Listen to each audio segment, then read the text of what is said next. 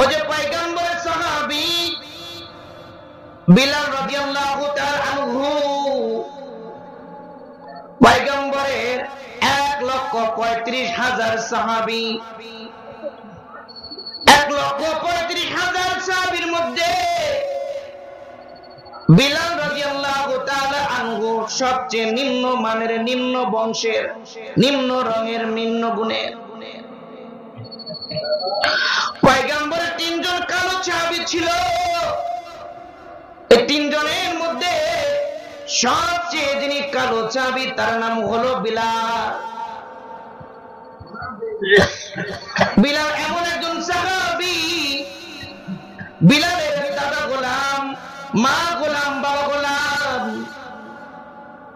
বিলাল রাদিয়াল্লাহু তাআলা আনহু নিজেও গোলাম। 7 বার কিংবা 11 বার হযরত বিলাল রাদিয়াল্লাহু তাআলা আনহু বিক্রি হয়েছে। বিলালের বংশ সবচেয়ে নিম্নমানের বংশ। বিলালের গোত্র সবচেয়ে নিম্নমানের গোত্র।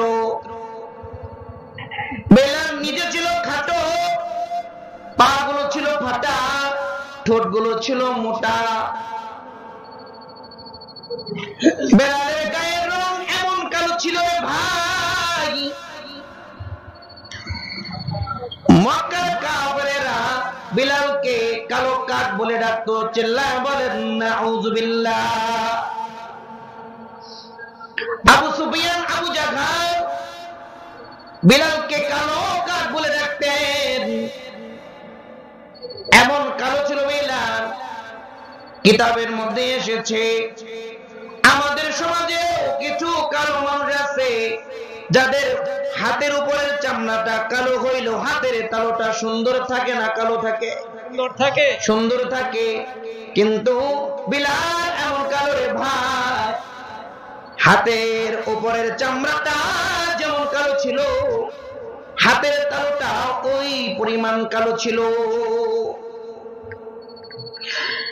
এমন একজন কালো সাহাবী বিলাল,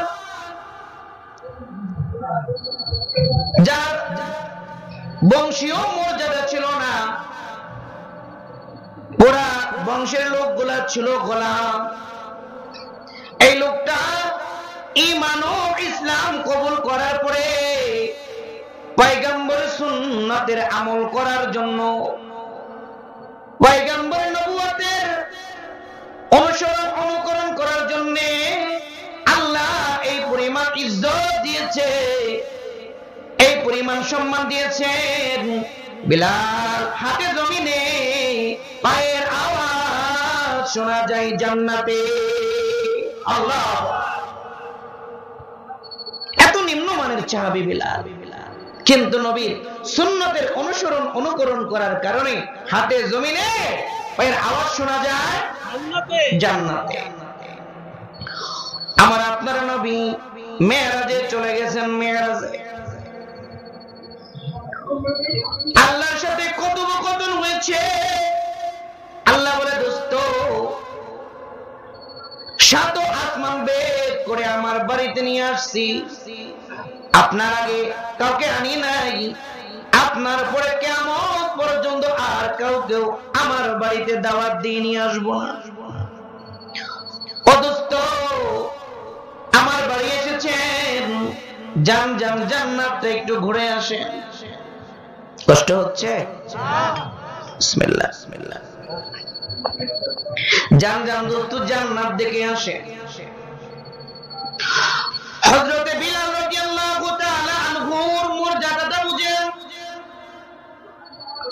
পয়গম্বর জান্নাত দেখার জন্য যাচ্ছেন। পয়গম্বরের জান্নাত দেখার সফর সঙ্গী স্বয়ং হযরত জিবরাইল আলাইহিস সালাম। জিবরাইলকে নিয়ে পয়গম্বর জান্নাত দেখার জন্য জান্নাতের ভিতরে ঢুকেছেন। জান্নাতের ভিতরে পয়গম্বর জিবরাইল হাতে হঠাৎ করে পয়গম্বর আর জিবরাইলের সামনে কার যেন পায়ের কলমের আওয়াজ শোনা যায়। পয়গম্বর বলে, জিবরাইল রে, এই জান্নাতের মধ্যে তুমি আর আমি ছাড়া আর কেউ আছে নাকি? জিবরাইল বলে, না না না না পয়গম্বর, না, জান্নাতের মধ্যে আমি আর আপনি ছাড়া তৃতীয় কোনো ব্যক্তি না। আল্লাহর নবী বলে, জিবরাইল রে, কান লাগায় শোনো জিবরাইল, ওই যে আমাদের সামনে কার যেন পায়ের আওয়াজ শোনা যায়। জিবরাইল মুস্কি আইসা বলে, পয়গম্বর, জান্নাতের ভিতরে আমি আর আপনি ছাড়া কেউ নাই, কিন্তু যার পায়ের আওয়াজ শোনা যায় এ আর কেউ নয়, আপনার পাগল সাহাবী বিলাল। আপনার বিলালের পায়ের আওয়াজ।